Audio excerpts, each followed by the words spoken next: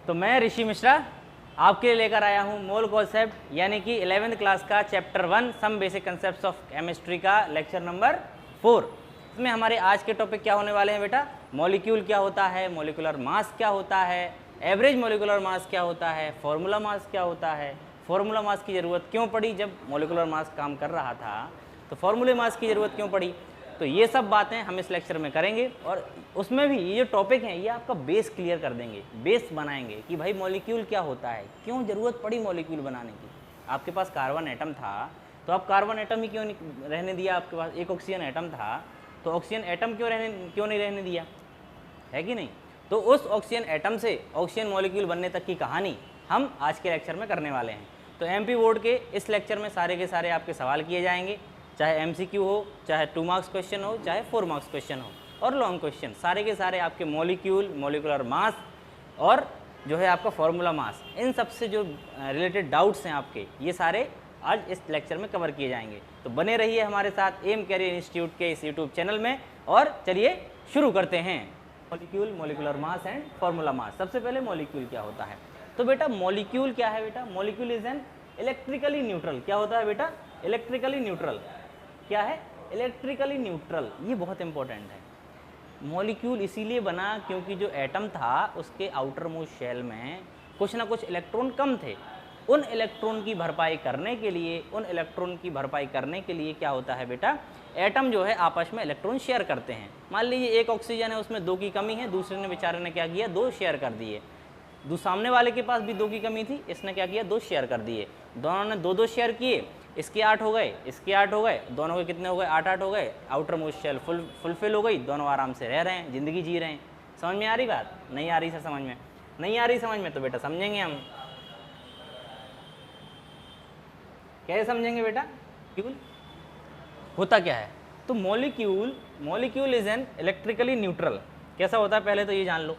Molecule is an electrically neutral group of 2 और more atoms held together by chemical bond.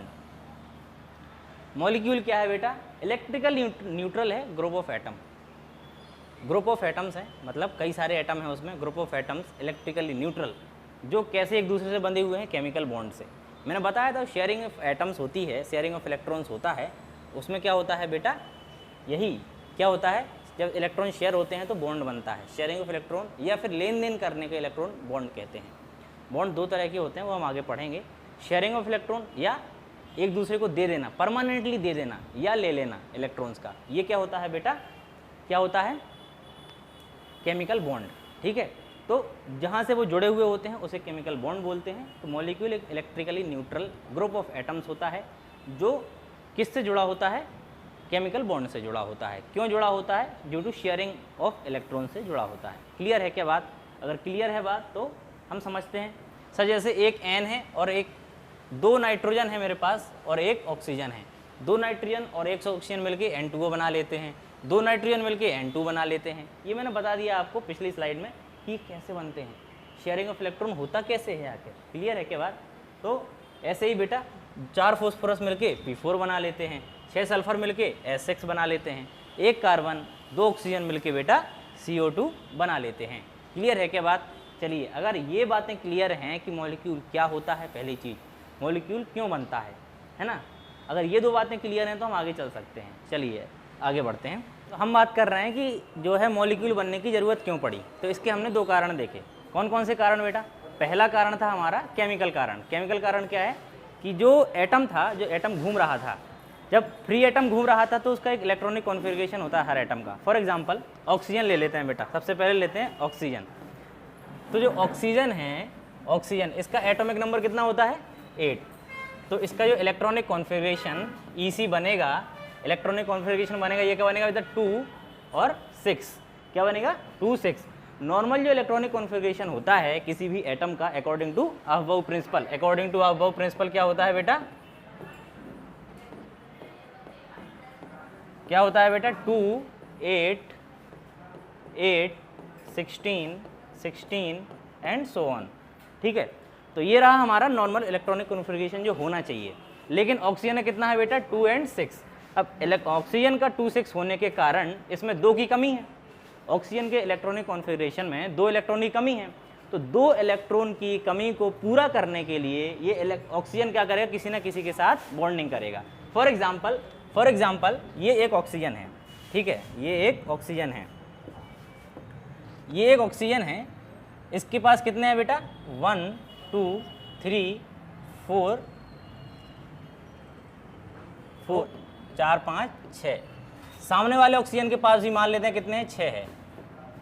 अब इसको 2 की ज़रूरत है और इसको भी 2 की ज़रूरत है, तो क्या करेंगे, ये आपस में शेयरिंग कर लेंगे।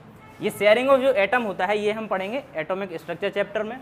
अभी आप इतना जान लो कि किसी भी एटम को मॉलिक्यूल बनने के लिए क्या करना है बेटा, अपना इलेक्ट्रॉन शेयर करना पड़ता है। और क्यों शेयर करना पड़ता है, ताकि स्टेबिलिटी आ जाए। ये भी आगे लेक्चर में देखेंगे कि इलेक्ट्रॉन शेयर करने से कैसे स्टेबिलिटी आती है। तो मान लो इसके पास 6 हैं, इसने 2 शेयर कर लिए, ठीक है, इसके पास भी 6 थे, इसने 2 शेयर कर लिए, आपस में दोनों ने 2 शेयर कर लिए। अब इसके पास भी 8 हो गए बेटा और इसके पास भी 8 हो गए। अब दोनों के दोनों ऑक्सीजन एटम्स के पास 8 इलेक्ट्रॉन हैं। जब मुझे ज़रूरत है, मान लो मैं एक ऑक्सीजन हूँ, ये ऑक्सीजन सामने है, तो जब मुझे 8 की ज़रूरत है 2 मैंने उससे ले लिए, जब सामने वाले को 8 की ज़रूरत है 2 मैंने उसको दे दिए, तो अब दोनों खुशी खुशी जी रहे हैं। तो ऐसे ही खुशी खुशी जीने के लिए, खुशी खुशी जीने का मतलब है कि स्टेबल होने के लिए, ऐसे ही स्टेबल होने के लिए क्या होता है बेटा, किसी भी एटम को मॉलिक्यूल बनना पड़ता है। For example oxygen, single oxygen मिलके O2 बन गया, 4 फॉस्फोरस बन के P4 बना लेते हैं, 6 सल्फर मिलके S6 बना लेते हैं। ये सारी बातें हम करेंगे आगे लेक्चर में। तो अकॉर्डिंग टू इलेक्ट्रॉनिक कॉन्फ़िगरेशन, ये बात समझ में आई क्या कि क्यों किसी भी एटम को मॉलिक्यूल बनना पड़ा अपनी स्टेबिलिटी को पाने के लिए। क्लियर होती है क्या बात? अगर ये बात क्लियर होती है तो हम आगे बढ़ेंगे। दूसरा जो इसका कारण है वो है थर्मोडायनेमिकली। तो थर्मोडायनेमिक कारण हम पढ़ेंगे आगे। चलिए तो मॉलिक्यूल बनता क्यों है, मॉलिक्यूल बनता क्यों है? सर एटम घूम रहा था, उसके पास 2 की जगह खाली थी, इसलिए वो स्टेबल नहीं था। तो स्टेबल करने के लिए, to make atom stable molecule is formed, this is the correct answer. क्यों मॉलिक्यूल बनना है? ताकि उस एटम को स्टेबिलिटी मिल सके। उसके पास 2 इलेक्ट्रॉन की कमी थी, उसे 2 इलेक्ट्रॉन चाहिए थे, या तो कोई दे देता या शेयर कर लेता। किसी ने शेयर किए, मतलब जैसे एक ऑक्सीजन के पास 2 की कमी थी, इसके पास भी 2 की कमी थी, दोनों ने शेयर करे, बॉन्ड बनाया, दोनों स्टेबल हो गए। अब बात करते हैं थोड़ा थर्मोडायनेमिकली। ये तो हो गया हमारा केमिकली कि सर ऐसा ऐसा होता है। थर्मोडायनेमिक्स में क्या होता है? सर थर्मोडायनेमिक्स कहता है कि जो आपका बॉन्ड तब जब बनता है जब क्या होता है बेटा, delta H negative. Delta H क्या है बेटा? एंथैल्पी। अब सर एंथैल्पी हमें तो पता ही नहीं है, 10वीं पास करके आए सर, हमें क्या पता है एंथैल्पी क्या होती है? Enthalpy is an energy. क्या होता है बेटा? एक एंथैल्पी एक एनर्जी होती है जिसमें क्या होता है बेटा, जो बॉन्ड बनने पे, बॉन्ड फॉर्मेशन के दौरान या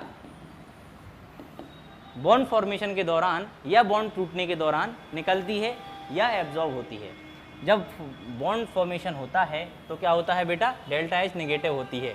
डेल्टा H नेगेटिव होने का मतलब है बेटा क्या? Energy release. क्या है बेटा? एनर्जी रिलीज हो रही है। क्या हो रहा है बेटा? एनर्जी रिलीज हो रही है। तो जब भी बॉन्ड फॉर्मेशन होगा एनर्जी रिलीज होगी। आप खुद सोचो ना, जब किसी को स्टेबल होना होगा तो क्या करेगा? अपनी एनर्जी रिलीज करेगा। आप अपनी एनर्जी रिलीज करोगे तो आप स्टेबल होते हो। शांति से सब बैठते हो, जब एनर्जी रिलीज होती है तो स्टेबल हो रहे हो आप। ऐसे ही एटम जब स्टेबल होता है मॉलिक्यूल बनाने के बाद तो क्या होता है बेटा? वो क्या करता है? एनर्जी लूज करता है, एनर्जी रिलीज करता है। तो ये बात थर्मोडायनेमिक्स में समझने वाली है। यहाँ पे एक सिर्फ क्वेश्चन सॉल्व करने के तौर पे आपको बता रहा हूँ, बाकी जब हम पढ़ेंगे क्या थर्मोडायनेमिक्स तब इसकी डिटेल में बात करेंगे कि डेल्टा H क्या होता है, नेगेटिव क्यों होता है एनर्जी रिलीज होने पे। क्लियर होती है क्या बात? चलिए, अगर ये बातें क्लियर हैं तो हम आगे बढ़ सकते हैं। अभी तक क्या समझ आया? मेन पॉइंट, सर मॉलिक्यूल क्या होता है, मॉलिक्यूल क्यों बनता है?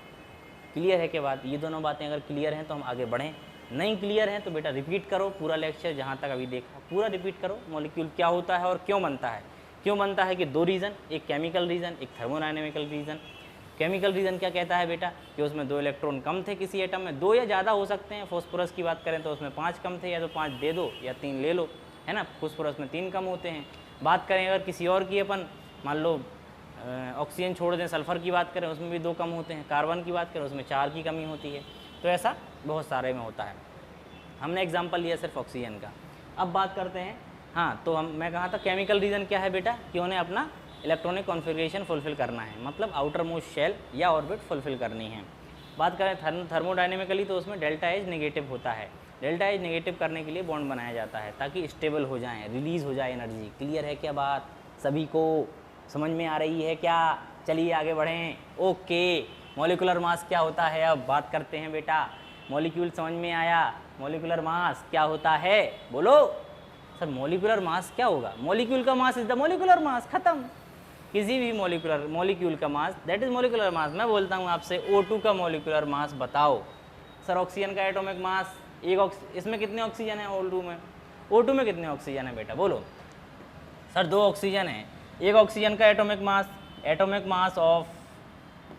मास of 1 oxygen it is equal to कितना बेटा बोलो फटाफट, आवाज़ नहीं आई। 16। कितना बेटा? 16। एक ऑक्सीजन का मास 16, 2 का कितना? 16 × 2, खत्म। 16 × 2 करो, आंसर पाओ, आगे बढ़ो। 32। अब ये ग्राम में है कि AMU में है, ये सारी बातें हम आगे करेंगे। मॉलिक्यूलर मास की यूनिट जब पढ़ेंगे तो मॉलिक्यूलर मास क्या होता है बेटा? मॉलिक्यूलर मास और molecular weight is the mass of molecule. किसका मास? मॉलिक्यूल का मास। O2 मॉलिक्यूल है तो हमने मॉलिक्यूल का मास निकाल दिया। तो मॉलिक्यूलर मास और molecular weight is the mass of molecule. ठीक है, अब ये कैलकुलेट कैसे करते हैं? Sum of the mass of each constituent atom. हर एक एटम का मास जितने उस मॉलिक्यूल में हैं। मैं आपसे बोलूं, अभी एग्जांपल लेंगे हम H3PO4 या बहुत सारे एग्जांपल लेंगे, तो मैं बोलूँगा उनका मॉलिक्यूलर मास निकालो। तो कैसे निकालोगे? कंस्टिट्यूएंट एटम का मॉलिक्यूलर एटॉमिक मास निकालोगे, फिर मल्टीप्लाई किससे कर दोगे? नंबर ऑफ एटम से। जितने नंबर ऑफ एटम उसमें प्रेजेंट होंगे उनसे आप मल्टीप्लाई कर दोगे। क्लियर है क्या बात?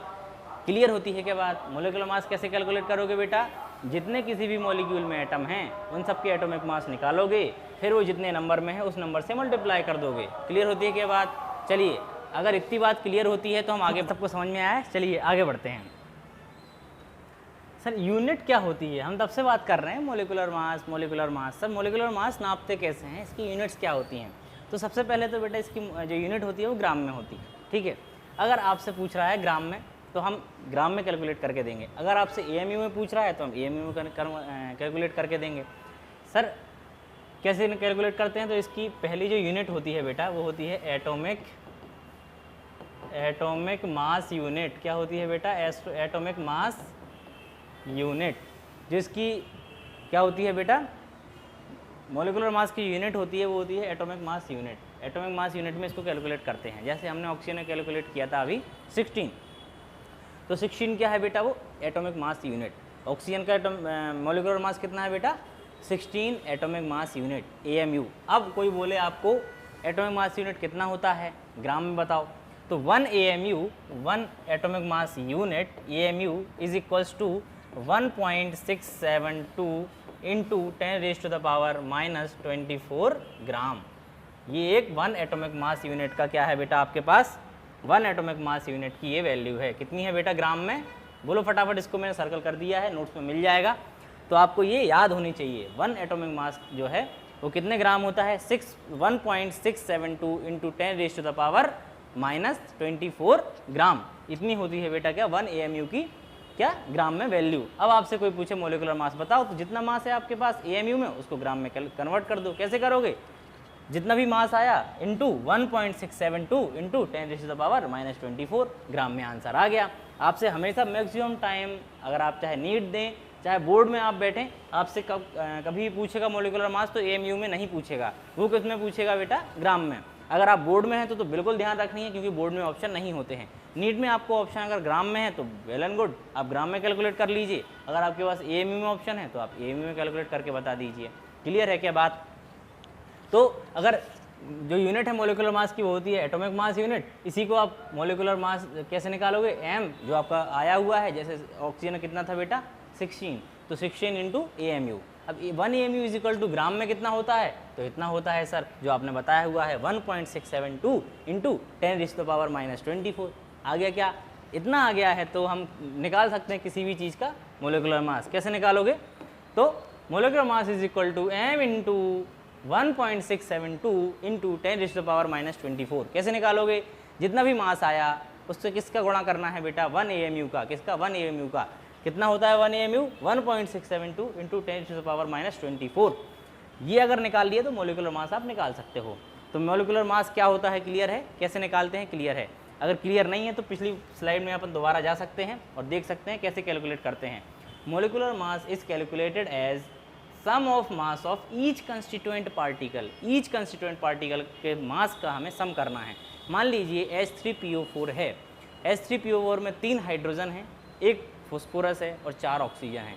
तो हमें क्या करना पड़ेगा, sum of each constituent atom, हर एटम का सम करना है। मतलब ऑक्सीजन, फॉस्फोरस और हाइड्रोजन, फिर मल्टीप्लाई करना है उनका नंबर के साथ। जैसे 3 हाइड्रोजन है तो हाइड्रोजन का एटॉमिक मास इंटू 3, 1 फॉस्फोरस है प्लस, लिख के बता दूँ सर, बता ही दो, ऐसे नहीं मानेंगे, क्यों? चलिए तो आपको बता देते हैं लिख के, है ना। ओके, मान लीजिए मेरे पास क्या था बेटा, कोई भी एग्जांपल ले लो। मान लो क्या है आपके पास, सी, आपके पास है बेटा मान लो CH4, ठीक है। हमें इसका निकालना है मोलिकुलर मास। एक कार्बन है, कार्बन का एटॉमिक मास बेटा, एटॉमिक मास आपको मैक्सिमम टाइम गिवन होगा, नहीं तो याद कर लेना। एटॉमिक मास कार्बन का 12 होता है, हाइड्रोजन का 1 होता है ना। तो अब आपके इसको मोलिकुलर मास निकाल के दिखाओ। एक मैं निकालता हूँ, अगले क्वेश्चन में आप निकालना। कार्बन का कितना, 12, तो 12 इंटू 1, क्यों 1, क्योंकि 1 है, ठीक है। प्लस हाइड्रोजन का एटॉमिक मास कितना बेटा, 1। नंबर में हाइड्रोजन कितने हैं इस क्वेश्चन में, 4। तो क्या करेंगे हम, इंटू 4 कर देंगे, ठीक है। तो 12 प्लस 4 यानी 16 इस atomic mass unit is the molecular mass of CH4। अब सर यूनिट्स का खेल करते हैं। ये तो आ गया एटॉमिक मास यूनिट में। कोई ग्राम में पूछे तो क्या करोगे बेटा, आ जाओ फिर से। सर ग्राम में पूछेंगे तो हम इसको किससे मल्टीप्लाई करेंगे, हमारे आंसर को किससे करेंगे, आवाज़ नहीं आई, 1.672 इंटू 10⁻24, तो हमारा ग्राम में आंसर आ जाएगा। क्लियर है क्या बात? अगर ये सारी बातें क्लियर हैं तो हम क्वेश्चन पे चल सकते हैं। जिसको ये सारी बातें क्लियर नहीं है, लेक्चर दोबारा देखो शुरुआत से, फास्ट फॉरवर्ड में मत देखो, आप एकदम स्मूथली देखो 1 की स्पीड में, और जो रिवीजन कर रहे हैं वो 2x की स्पीड में देखो, कोई दिक्कत नहीं है। चलिए आगे बढ़ते हैं। और जो लोग ऐप पे देख रहे हैं उन्हें ये सारे जो लेक्चर हैं इनकी PPT मिल जाएगी, यूट्यूब के डिस्क्रिप्शन लिंक में भी इसकी PPT मिल जाएगी, चिंता की कोई बात नहीं है। ये डेमो लेक्चर्स हैं तो आपको सारी PPT मिल जाएगी। और इसके बाद की जो लेक्चर होंगे, जो हमारे लेक्चर चल रहे हैं ऐप पे, उन सब की PPT आपको ऐप पे मिल जाएगी, है ना। तो सारे बच्चे जो है डाउनलोड कर लें। इसके बाद DPP सॉल्व करके आना है, आपके DPP का सॉल्यूशन भी आपको अवेलेबल करा दिया जाएगा। क्लियर है क्या बात? चलिए तो आगे बढ़ते हैं सवालों की तरफ। ये सारी बातें क्लियर हैं बेटा? चलिए तो अब हम क्वेश्चंस की तरफ बढ़ते हैं। कुछ प्यारे प्यारे सवाल, इन्हें पढ़ो, सॉल्व करो। पहला सवाल है, कैलकुलेट मोलिकुलर मास ऑफ किसका बेटा, C6H12O11। ये होता है सुक्रोज, सुक्रोज का ये फॉर्मूला है, इसे केन शुगर बोलते हैं। ये थोड़ा सा नॉलेज के लिए भी लिखा हुआ है। यही सवाल क्यों लिया? क्योंकि ये नॉलेजेबल है। क्यों? क्योंकि ये सुक्रोज का फॉर्मूला है, याद होना चाहिए। अगर आप साइंस में आए हो तो सुक्रोज तो याद होना ही चाहिए। क्या होता है, C6H12O11। क्लियर है क्या बात? C6H12O11। सर सिलेक्शन नहीं हो रहा सर नीट में, क्यों नहीं होगा भाई सिलेक्शन? सिलेक्शन होगा, एटीट्यूड बनाओ। देखो मैं आपको क्लियर बात बता देता हूँ सिलेक्शन लेने की। केमिस्ट्री, फिजिक्स, बायोलॉजी से तो होना ही है, आपकी एटीट्यूड से होना है। सर एटीट्यूड क्या होता है? एटीट्यूड ऐसा रखो, अपना तरीका ऐसा रखो कि यू आर अ डॉक्टर, आप डॉक्टर बनने वाले हो, तो अपना एटीट्यूड डॉक्टर का बनाओ। सर एक समझ में नहीं आ रही बात। देखो जब बारिश होती है ना, बारिश, तो सारे चिड़ियाँ, सारे कबूतर अपना क्या घर ढूंढते हैं। सर मैं अपने घोंसले में जा रही हूँ, सारी चिड़िया कबूतर ढूंढने आ रहे हैं, लेकिन बाज, ईगल क्या करता है? ईगल बादलों के ऊपर उड़ रहा है, बादलों के ऊपर उड़ रहा है ईगल। अपना एटीट्यूड ईगल जैसा बनाना है। प्रॉब्लम सेम है, बारिश सबके लिए हो रही है, नीट सबको देना है, प्रॉब्लम सेम है, सॉल्यूशन अलग होना चाहिए। क्वेश्चन सबके लिए सेम आ रहे हैं नीट में, आपका सॉल्यूशन कैसा है ये डिपेंड करेगा आपके एटीट्यूड पे। तो एटीट्यूड बाज जैसा बनाना है। कहाँ उड़ना है बेटा? बादलों के ऊपर। ऐसा एटीट्यूड बनाना है, सवाल सॉल्व करने के ऐसे तरीके ढूंढने हैं जो हमें किसी को नहीं आते हैं। समझ में आ रही है क्या बात? तो इन सबसे दूर ये सारी बातें दिमाग में रखना है, तभी सिलेक्शन होगा। पढ़ना तो 20% है, 80% बात एटीट्यूड की है। अगर आपका एटीट्यूड डॉक्टर का हो गया बेटा, सिलेक्शन की गारंटी हो जाती है। क्लियर है क्या बात? तो 20% पढ़ाई करो, 80% एटीट्यूड पे काम करो। डाउट्स पे काम करो, जहाँ कमजोरी है वहाँ काम करो, जो आता है वो तो आता ही है। अगर आपको मोलिकुलर मास आता है, कैसे कैलकुलेट करना है ये आता है, ग्राम में कैसे निकालना ये आता है, आप मेरा लेक्चर मत देखो, आप सीधे डीपीपी सॉल्व करो, आगे बढ़ो। क्लियर है क्या बात? तो अपना एटीट्यूड डॉक्टर वाला रखो कि आप जैसे डॉक्टर बनोगे। क्लियर है क्या बात? तो चलिए हम सॉल्व करते हैं सवाल बिना देरी के। मैं आशा करता हूँ आप लोग वीडियो पॉज करके ये सवाल सॉल्व कर रहे होंगे। जो नहीं कर रहे हैं बेटा करो, तभी नीट निकलेगा, तभी आप 12th में फोड़ोगे। क्लियर है क्या बात? तो मोलिकुलर मास कैलकुलेट करना है, वीडियो को पॉज करके सॉल्व करो। मैं आशा करता हूँ कर लिया होगा सबने सॉल्व। चलिए कैसे करना है सर? वही चीज़, कितने पहले तो कौन कौन से इसमें एटम है वो लिखो। सर मुझे कार्बन दिख रहा है, सर मुझे हाइड्रोजन दिख रहा है, सर मुझे ऑक्सीजन दिख रहा है। अब ये सारे दिख रहे हैं तो इनके नंबर भी दिख रहे होंगे बेटा जी, है ना? नंबर दिख रहे हैं क्या किसी को कि कितने हैं? सर कार्बन के 6 हैं, हाइड्रोजन के 12 हैं, ऑक्सीजन के 11 हैं, है ना? इन सब के जो हैं 6, 12, 11 हैं। तो सर हम कैसे निकालते थे? हम इनका atomic mass of constituent atom into number of atom present in the molecule. यही तो फॉर्मूला है, यही फॉर्मूला लगना है। तो कार्बन कितने? 6, कार्बन का एटॉमिक मास सुनाई नहीं दिया? हाँ 12, प्लस हाइड्रोजन का एटॉमिक मास 1, नंबर में कितने हैं? 12, प्लस ऑक्सीजन का एटॉमिक मास 16, नंबर में कितने हैं? 11। ठीक है, मल्टीप्लाई करो, आगे बढ़ो। घर तक छोड़ के आऊँ क्या? चलो छोड़ देते हैं। 12 6 जा 72 प्लस 12 प्लस 16 इंटू 11 160 176, है ना? ठीक है, 84 plus 176 8 4 10 6 4 10 7 8 15 16 260 is the answer. Calculate करो, अगर कोई गलत है तो आप कमेंट में बता सकते हो, मैंने यहाँ सॉल्व कर दिया है। ठीक है, सब लोग सॉल्व करेंगे। ये आया है किस में बेटा? AMU में। यही तो गलती है, ये ग्राम में बताना पड़ेगा। उसने नहीं पूछा है ना काय में, इसने अगर पूछा नहीं है तो आपको ग्राम में आंसर देना है। हम नापते तोलते ग्राम में, है ना? अगर इसने नहीं पूछा है आपको किस में आंसर देना है तो you should give answer in gram. लिख लो कहीं कॉपी के ऊपर, लिख लो कि अगर कुछ नहीं दिया है तो आंसर ग्राम में देना है। क्लियर है क्या बात? तो ये तो आया हमारा 260 AMU। आंसर क्या आया है बेटा? 260 AMU। 260 AMU। इसको ग्राम में कन्वर्ट करो। कैसे करोगे? सिखा दो रखा है। इनटू कितना?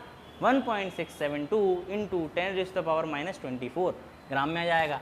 कैसे करोगे सर ग्राम में? 260 इंटू 1.672 इंटू 10⁻⁻24 ग्राम। क्लियर है क्या? ये रहा आपका आंसर। इसको कर लो डब्बे में बंद और आगे बढ़ो। ठीक है, जिससे सॉल्व नहीं हुआ था वो देख लो कैसे सॉल्व करना है, जिससे हो गया था वेरी गुड। चलो आगे बढ़ते हैं। हाँ सर, अगला सवाल है calculate the molecular mass of urea. Sir urea क्यों? यूरिया आपके लिए बहुत इंपॉर्टेंट है। यूरिया वही होता है जो खाद, गांव में खाद में छिड़का जाता है ना, खाद के रूप में खेतों में छिड़कते हैं, दैट इज़ यूरिया, है ना? इसका फॉर्मूला क्या है बेटा? NH2CO NH2। चलो सॉल्व करके दिखाओ मुझे। मैं सॉल्व नहीं करूँगा, वीडियो करो पॉज, सॉल्व करो। सॉल्व हो गया क्या? चलिए साथ में सॉल्व करते हैं। आइए सर, सबसे पहले हमें कंस्टिट्यूएंट पार्टिकल देखने कौन कौन से। दिखाओ कंस्टिट्यूएंट पार्टिकल सर। देखो इसमें सर नाइट्रोजन दिख रहा है, आपको भी दिख रहा होगा। सर इसमें हाइड्रोजन दिख रहा है, हाँ दिख रहा है सर। सर कार्बन भी दिख रहा है और ऑक्सीजन भी दिख रहा है, ये सारे दिख रहे हैं। इनके एटॉमिक मास, नाइट्रोजन का सर 14 होता है, हाइड्रोजन का सर 1 होता है, कार्बन का सर 12 होता है, ऑक्सीजन का सर 16 होता है। क्लियर है क्या? एटॉमिक मास इनके मिल गए। अब हमें क्या करना है? एटॉमिक मास जो है, एटॉमिक मास का मल्टीप्लाई किससे करना है बेटा? जितने कंस्टिट्यूएंट एटम इसमें प्रेजेंट हैं। सर नाइट्रोजन के कितने हैं? 2। सर हाइड्रोजन के कितने हैं? 4। सर कार्बन के कितने हैं? 1। सर ऑक्सीजन के कितने हैं? 1। बस खत्म, सबका टोटल कर दो।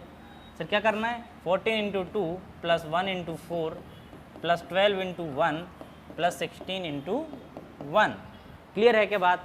अगर ये सारी बातें क्लियर हैं तो हम आगे बढ़ सकते हैं। सबका सम करो, 28 प्लस 4 प्लस 12 प्लस 16, सबका सम करो। ठीक है, और जो भी आंसर आएगा वो AMU में आएगा, उसको ग्राम में कन्वर्ट करना है। ठीक है, क्लियर है क्या बात? सॉल्व करो, आगे बढ़ो। चलिए सॉल्व करा देता हूँ मैं। ठीक है, कितना आएगा आंसर? 16 4 20 20 30 50 और 10 60, 16 AMU is the 60 AMU is the answer. कितना बेटा? 60 AMU एटॉमिक मास यूनिट। इसका मल्टीप्लाई किससे करोगे? किससे? 1 AMU से। कितना होता है? 1.672 इंटू 10⁻⁻24 ग्राम। मल्टीप्लाई करो, आंसर लाओ, आगे बढ़ो। चलिए, calculate the volume occupied by 1 molecule of water. एक मॉलिक्यूल ऑफ वाटर कितना जो है वॉल्यूम ऑक्यूपाई कर रहा है। हमसे पूछा एक मॉलिक्यूल पानी का कितना वॉल्यूम ऑक्यूपाई करेगा। सर ये क्या सवाल है? ये तो आपने पढ़ा ही नहीं है, नए नए सवाल ला रहे हो। ये सवाल करो, वीडियो को पॉज करो, 1 बार 2 बार 3 बार ट्राई करो, आना चाहिए ये सवाल। दिमाग लगाओ कैसे होगा। एक हिंट दे देता हूँ मैं कि density is equals to mass upon volume. हमसे पूछा है, क्या पूछा है बेटा? हमसे पूछा है वॉल्यूम के बारे में, ठीक है। मास और डेंसिटी आपको दे रखी है। ये देखिए डेंसिटी क्या दे रखी है बेटा? 1 ग्राम पर ml। अगर आपको 1 ग्राम पर ml जो है डेंसिटी दे रखी है, मास आप निकाल लोगे। कैसे निकालोगे मुझे नहीं पता, वॉल्यूम निकाल लोगे। चलो सॉल्व करो। हुआ क्या? ओके, चलिए साथ में सॉल्व करते हैं। जिनसे नहीं हुआ, जिनसे हो गया वेरी गुड, जिनसे नहीं हुआ मेरे साथ आइए, देखिए कहाँ गलती कर रहे थे। सर डेंसिटी दे रखी है, कितनी दे रखी है? 1 ग्राम पर ml। सर मास निकाल दूं अगर मैं, तो वॉल्यूम कैलकुलेट हो जाएगा। अगर मैं मास निकाल दूं तो वॉल्यूम कैलकुलेट हो जाएगा। चलिए तो मास निकाल दो फटाफट बेटा। कैसे निकालोगे मास? आपको निकालना सिखाया है। वाटर के फॉर्मूला क्या होता है? H2O। वाटर का फॉर्मूला क्या होता है? H2O, ठीक है। तो इसमें 2 हाइड्रोजन है, तो 2 × 1 + 16, 2 + 16 इज इक्वल्स टू 18। तो 18 AMU में है, ये ध्यान रखना, ये है AMU। डेंसिटी कैसी है? ग्राम पर ml। हमें मास ग्राम में चाहिए। किस में चाहिए बेटा? ग्राम में। कैसे निकालोगे? ग्राम में चाहिए मास, तो कैसे आएगा? बोलो बोलो बालक, समझ में आ रहा है क्या? बारीके सोलो, कुछ तो बोलो। 18 × 1.672 इंटू 10⁻⁻24 ग्राम। ये आया है मास ग्राम में। हमारे पास मास है, डेंसिटी है, क्या वॉल्यूम निकल जाएगा? आवाज़ नहीं आई, हाँ कि ना? ओके, निकल जाएगा सर। कैसे निकलेगा? Volume is equals to mass upon density.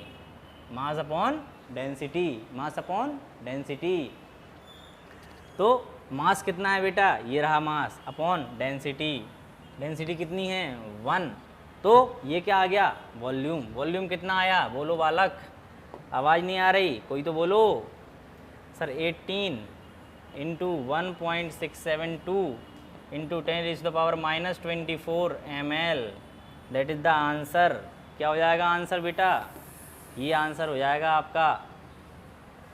Volume आया 18 × 1.672 इंटू 10⁻⁻24 ml। ये मिलीलीटर में है। कैसे निकाला देख लो। इसको नहीं आया था, कहाँ गलती कर रहे थे देख लो। सोच नहीं पा रहे थे तो सोचो, यही तो साइंस के विद्यार्थी हो ना, सोचना ही तो है। क्यों हुआ, कैसे हुआ। चलिए आगे बढ़ते हैं, अगले सवाल की तरफ चलते हैं। ओके, अगला सवाल नहीं है, यही थे आपके मॉलिक्यूलर मास के सवाल। हमने कुछ प्यारे प्यारे सवाल यहाँ किए, कुछ सवाल आपको डीपीपी में मिलेंगे। इसके बाद सीपीएस में भी, डीपीपी यानी daily practice paper, daily practice paper में भी आपको सवाल दिए जाएंगे। उनका सॉल्यूशन ऐप पे आपको मिल जाएगा। एम कैरियर इंस्टीट्यूट के ऐप पे आपको डीपीपी के सारे सॉल्यूशन मिलेंगे। डीपीपी भी वहीं मिलेगी। लेक्चर नोट्स और लेक्चर आपको यूट्यूब पे अवेलेबल है। क्लियर है क्या बात? तो आपको डीपीपी सॉल्व करना है। इसके बाद डीपीपी किसी चैप्टर की, किसी लेक्चर की नहीं छोड़ना है। नीट में सिलेक्शन के लिए ये सारे काम इम्पोर्टेंट हैं। समझ में आ रही है क्या बात? आपका जो डिसिप्लिन है वही आपको नीट से कहाँ तक ले जाएगा बेटा? अच्छे मेडिकल कॉलेज तक ले जाएगा। आपको अपने नाम के आगे डॉक्टर लगाना है तो डिसिप्लिन लाना पड़ेगा। क्लियर है क्या बात? डीपीपी सॉल्व करनी पड़ेगी, लेक्चर देखने पड़ेंगे। तो आगे बढ़ते हैं बेटा, ये सारी बातें ध्यान से सुनो, है ना। आगे बढ़ते हैं। एवरेज मॉलिक्यूलर मास क्या होता है? हमने एवरेज एटॉमिक मास पढ़ा है। जिसने मेरा एवरेज एटॉमिक मास का लेक्चर नहीं देखा है वो लेक्चर नंबर 2 सर्च करो, Rishi Mishra M career institute, lecture number 2 some basic concepts of chemistry. तो एवरेज मॉलिक्यूलर मास क्या होता है? जैसे एवरेज एटॉमिक मास होता था कि सारे एटॉमिक जो मासेस थे उनका एवरेज, ऐसे ही मॉलिक्यूलर मास क्या होता है? Average of molecular masses of all the molecule in which present in given sample. किसी भी सैंपल में जो सारे मॉलिक्यूल दिए हुए हैं उन सारे मॉलिक्यूल्स का एवरेज मास क्या होता है, एवरेज मोलिकुलर मास। जैसे मान लो किसी एग्जांपल ले लो एवरेज मोलिकुलर मास का कि भाई कोई भी है, मान लो कैसे, तो एवरेज मोलिकुलर मास जो है वो क्या होता है, सारे के सारे मॉलिक्यूल्स का एवरेज होता है। क्लियर है के बात? चलिए, तो इसमें पूछा है हमसे average molecular mass in gaseous mixture 2 mole CO2 के हैं बेटा, 1 मोल ऑफ H2 है और 2 मोल ऑफ CO है, आर प्रेजेंट। ठीक है, किसी गैसियस मिक्सचर में 2 मोल CO2 के दिए हुए हैं, 1 मोल हाइड्रोजन का दिया हुआ है और 2 मोल कार्बन मोनोऑक्साइड यानी कि CO के दिए हुए हैं। तो आपसे पूछा है determine the average molecular mass. कैसे निकालोगे बेटा एवरेज मोलिकुलर मास, बताओ फटाफट मुझे। ठीक है, वीडियो को पॉज करो, सवाल सॉल्व करो और बताओ आंसर। ठीक है, गैसेस मिक्सचर है जिसमें 2 मोल किसके हैं बेटा, 2 मोल CO2 के हैं। ठीक है, 1 मोल किसका है बेटा, H2 का है, और 2 मोल किसके हैं बेटा, कार्बन मोनोऑक्साइड के। किसके बेटा, कार्बन मोनोऑक्साइड के। ये सबके मोल दिए हुए हैं।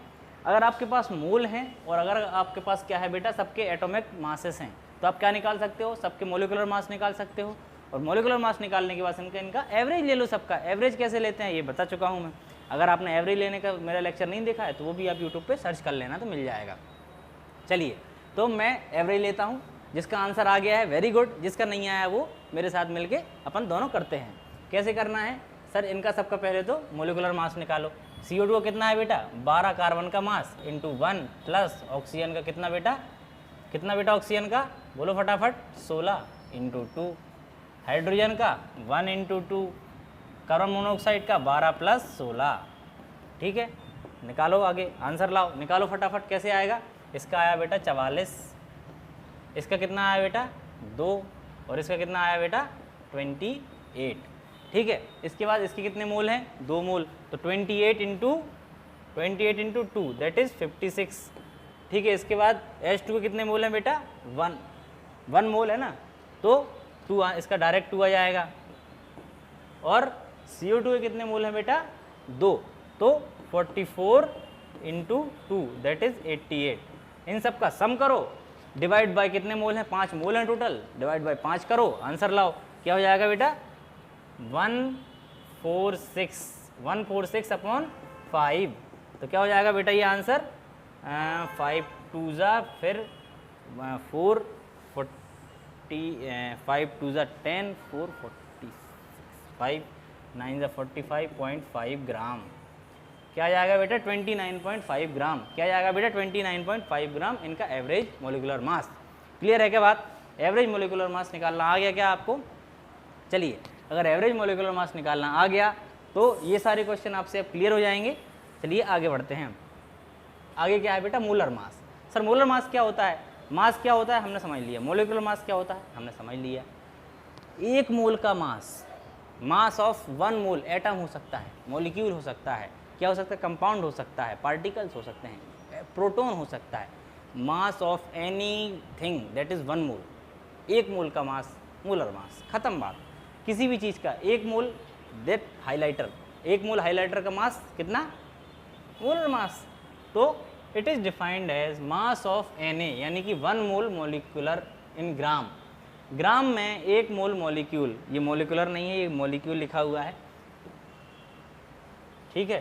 तो mass of 1 mole of molecule that is called as, उसे क्या बोलते हैं बेटा, क्या बोलते हैं उसको, मास ऑफ 1 मोल मॉलिक्यूल को बोलते हैं बेटा मोलिकुलर मास। क्लियर है क्या बात? Molar mass, molar mass. तो mass of 1 mole of atom हो सकता है, मॉलिक्यूल हो सकता है, ठीक है, पार्टिकल्स हो सकते हैं, प्रोटॉन्स हो सकते हैं, न्यूट्रॉन्स हो सकते हैं, इलेक्ट्रॉन हो सकते हैं, एनीथिंग, बस 1 मोल होनी चाहिए, that is called molar mass. खत्म बात। चलिए, अगर ये चीज़ क्लियर है तो हम आगे बढ़ जाएं। सर थोड़े क्वेश्चन करा दो, सॉरी अभी तो क्वेश्चन नहीं आए हैं। फॉर्मूला मास क्या होता है, इसकी ज़रूरत क्यों पड़ी? देखो कई बार क्या होता है, फॉर एग्जांपल NaCl। अब NaCl ऐसे नहीं मिलता आपको एटमॉस्फेयर में, NaCl का ऐसे नहीं मिलता कि एक सोडियम का और एक क्लोरीन का मॉलिक्यूल जुड़े और घूम रहे हैं एटमॉस्फेयर में, बढ़िया विचरण कर रहे हैं, ऐसा नहीं होता है। होता ये है कि NaCl के कई सारे मॉलिक्यूल एक क्रिस्टल बनाते हैं, 3D स्ट्रक्चर लाइक दैट, ये आपका एनसीईआरटी का डायग्राम है ऐसे, जिसमें ये छोटे जो हैं ये सोडियम फंसे हुए हैं, क्या है बेटा सोडियम, और ये बड़े मॉलिक्यूल हैं ये आपके क्लोरीन फंसे हुए हैं, ठीक है, क्या फंसे हुए हैं सोडियम और क्लोरीन। तो NaCl ऐसे कई सारे क्रिस्टल होते हैं, CaCl होता है, CaCl2 होता है, ठीक है, KCl होता है, ये ऐसे नहीं मिलते हैं कि एक मिला, ये हमें क्रिस्टल के फॉर्म में मिलते हैं, एक 3D स्ट्रक्चर के फॉर्म में। तो इन्हें डिफाइन करने के लिए, इन क्रिस्टल्स को डिफाइन करने के लिए हमें क्या करना पड़ा बेटा, फॉर्मूला मास को डिफाइन करना पड़ा। ये मोल के रूप में मिलते ही नहीं है कि 1 मोल NaCl दे दो, नहीं, ये पूरा इनका क्रिस्टल मिलेगा, पूरा 3D स्ट्रक्चर मिलेगा, इसीलिए हमें क्या करना पड़ा बेटा, फॉर्मूला मास को डिफाइन करना पड़ा। आइए पढ़ते हैं definition. Some substances such as sodium chloride do not contain discrete molecules, इनके डिस्क्रीट मॉलिक्यूल नहीं होते हैं कि आपको एक मॉलिक्यूल मिल गया, ठीक है, as their constituent units. In such compounds positive and negative are exhibited are arrange in 3D structure, ये 3D स्ट्रक्चर के फॉर्म में अरेंज होते हैं। So the formula such as NaCl use to calculate the formula mass instead of molecular mass, तो इनका formula use होता है NaCl। अब इतने बड़े का आप मोलिकुलर मास कैसे निकालोगे, तो हम क्या करते हैं फॉर्मूला का फॉर्मूला मास निकाल लेते हैं। जैसे NaCl का फॉर्मूला बेटा NaCl, इस फॉर्मूले का आप फॉर्मूला मास निकालो, यही इनका मोलिकुलर मास माना जाता है। क्लियर है क्या बात? अगर ये बात क्लियर है फॉर्मूला मास क्या होता है तो हम आगे बढ़ जाएं। सर क्वेश्चन है PH3 occupied 45.4 litre at STP, क्या कैलकुलेट करना है, mass of PH3, number of particles. ये सवाल अगर आप कैलकुलेट कर देते हैं तो मेरी मेहनत सफल हो जाएगी। सर हमें क्या दिया है, वॉल्यूम दिया है,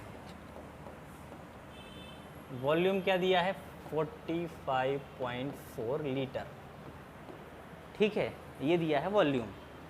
अब अगर आपको याद हो हमें निकालना है मास। सर मोल निकालने का फॉर्मूला आपने सिखाए थे, कितने सारे 5 फॉर्मूले, रिवाइंड कराओ जरा, जिसको याद आ गए वेरी गुड, जिसको नहीं आया कॉपी पलटो, नोट्स पलटो, नोट्स देखो जरा, वहाँ लिखे होंगे 5 फॉर्मूले। पहला formula given mass upon molecular mass. Sir given mass, mass upon molecular mass. एक वॉल्यूम के टर्म में भी हमने देखा था फॉर्मूला, क्या था बेटा, गिवन वॉल्यूम अपॉन 22 पॉइंट कितना बेटा 22.7, याद आ रहा है कि किसी को, given volume, volume upon 22.7 litre, ये याद आ रहे हैं क्या फॉर्मूले? नहीं आ रहे हैं तो लेक्चर नंबर 2 देखो, मोल कॉन्सेप्ट का, AM कैरियर इंस्टीट्यूट सर्च करो और देखो लेक्चर नंबर 2, ठीक है। तो अपने को क्या करना है बेटा, मास पूछा है, PH3 का मास पता है क्या, बोलो, PH3 का मास पता है क्या बेटा, बोलो। फॉस्फोरस का मास 35, हाइड्रोजन का मास पता है, पहले तो PH3 का मास निकालो, मॉलिक्यूलर मास निकालोगे ना तो मॉलिक्यूलर मास मिल जाएगा। क्या होता है बेटा PH, तो मॉलिक्यूलर मास ऑफ फॉस्फोरस कितना बेटा 31 प्लस हाइड्रोजन कितना बेटा 1 इंटू 3, टोटल कितना हो जाएगा बेटा 34, मॉलिक्यूलर मास आ गया 34। गिवन मास तो हमें निकालना ही है, गिवन वॉल्यूम कितना है बेटा 45.4 और ये सारा आ गया। निकाल लोगे क्या, निकाल लोगे क्या, घर तक छोड़ गया हूँ, चलिए घर तक छोड़ देते हैं आपको। गिवन मास कितना है सर, निकालना है, मान लीजिए x, मॉलिक्यूलर मास कितना है बेटा 34 is equals to given volume sir 45.4 upon आपका जो है 22.7। सर काटो पीटो आगे बढ़ो, कैसे काटो पीटो, 22.7 इंटू 2 तो 2, तो x is equals to 34 into 2 that is 68 gram. और AMU जिसमें पूछे ग्राम में पूछे तो कैसे निकालोगे बेटा, क्या करोगे, इंटू जो हमने बताया हुआ है ग्राम निकालने का वो निकाल दोगे, 68 इज द आंसर। क्लियर है क्या बात बेटा, क्लियर होती है क्या बात, इतनी बातें क्लियर है कैसे निकाला। सर ये दोनों फॉर्मूले याद आ गए हमें, पुराने जो आपने बताए थे याद आ गए क्या, ये दोनों फॉर्मूले बचपन में बताए थे, बचपन मतलब फर्स्ट लेक्चर में जो बताए थे ये दोनों फॉर्मूले याद आ गए सर। क्लियर है क्या बात। चलिए एक सवाल और करते हैं, आम ऑफ H2O। सर ये भी मोल का ही सवाल है, जिसको आता है फटाफट करो, जिसने वो लेक्चर देखा होगा मेरा 5 फार्मूलाज वाला, मोल के 5 फार्मूलाज, वो ये एक चुटकी में कर देगा। सर कैसे करना है बताओ फटाफट, पहले सॉल्व करो, वीडियो को पॉज करो, कर दिया क्या, चलिए मैं सॉल्व कर रहा हूँ। ओके जिसका आ गया वेरी गुड, जिसका नहीं आया अपन साथ मिलके करते हैं। आ जाओ। सर हमें दे रखा है ग्राम और हमसे पूछा है हाउ मैनी मॉलिक्यूल्स, मतलब पार्टिकल्स पूछे हैं। सर पार्टिकल्स का भी आपने एक फॉर्मूला बताया था, बताओ। Sir given weight upon molecular weight, एक तो ये फॉर्मूला हो गया बेटा, इज इक्वल्स टू, ये मूल का ही है ना, मूल के फॉर्मूले तो हम इक्वल कर सकते हैं, इक्वलाइज कर सकते हैं। Is equals to number of particles upon, क्या था बेटा, याद कराओ फटाफट, 6.023 इंटू 10⁻23, 6.022 इंटू 10⁻23। ठीक है, हमारे पास गिवन वेट सर है 108 ग्राम। मोलिकुलर वेट पानी का इतनी बार लिख चुके हैं बेटा 18, अब तो याद होना आना चाहिए। मोलिकुलर वेट 18, और क्या है, गिवन पार्टिकल्स हमसे पूछे हैं, बस हो गया। ये पूछा है आपसे, 3 चीज़ें हैं, चौथी चीज़ निकाल लोगे। सर निकाल के बता दो, घर तक छोड़ के आना पड़ता है इन बच्चों को, है ना, ऐसे ही है ना। चलो, given weight 108 upon 18 is equals to number of particles को n लिखता हूँ 6.022 इंटू 10⁻23। ठीक है, 18 6 जा 108। n इज इक्वल टू, बोलो बेटा, n इज इक्वल्स टू कहाँ लिखूँ, सर यहाँ लिख दो, n is equals to 6 into 6.022 into 10⁻23। That number of particles present होंगे, इतने सारे नंबर ऑफ पार्टिकल्स प्रेजेंट होंगे। ठीक है, क्लियर है क्या बात। आंसर आया जिनका देख लो एक बार, जिनको नहीं आया था वो देख लो फटाफट, जिनका आ गया था वेरी गुड। तो ये सारे प्यारे प्यारे क्वेश्चंस किए हमने इस लेक्चर में। बहुत स्पीड में हमारा लेक्चर हुआ, बहुत रात हो गई है, रात के 11:30 बजे मैं ये लेक्चर रिकॉर्ड कर रहा हूँ। तो सारे बच्चे जिनको ये लेक्चर समझ आया बहुत बहुत धन्यवाद, जिनको नहीं आया वो दोबारा से देखो। जो भी डाउट है कमेंट सेक्शन में पूछो, आपके सारे डाउट सॉल्व किए जाएंगे। इसी के साथ मैं लेक्चर को करता हूँ समाप्त। All the very best.